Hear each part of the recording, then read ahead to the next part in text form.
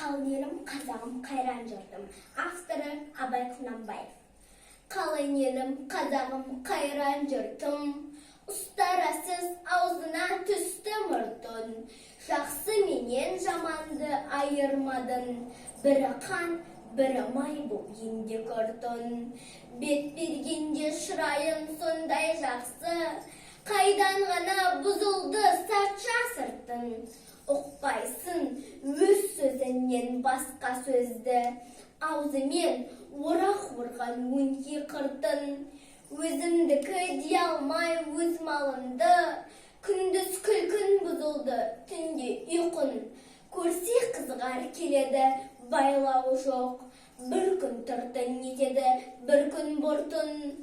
Бас-басына би болған өңке қиқым. Мінекей, бұзған жоқ па елдің зиқын? Өздерінді түселер, дей алмаймын. Өз қолынан кеткен соң енді зірқын. Ағайын жоқ нәрседен етер бұртын. Онында алған жоқ па құдай құлқын? Бірлік жоқ, береке жоқ, шын жоқ. Сапырылды байлығым баққан жылқын. Бастами қолда малға талас қылған. Күш сынасқан күндестік бұздау шырқын.